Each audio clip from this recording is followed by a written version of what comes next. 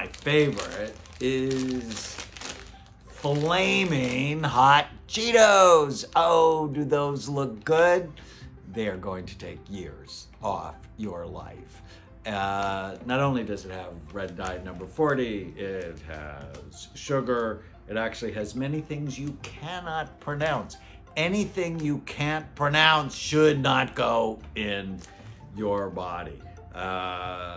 The sugar is addictive, canola oil, so it's got bad oils, and red dye number 40, which makes some people anxious, some people angry, some people confused.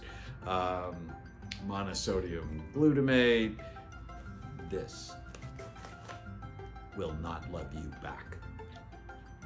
On a scale of 1 to 10 that will kill you early, 1 is like super healthy, 10 is like super unhealthy, 9.3.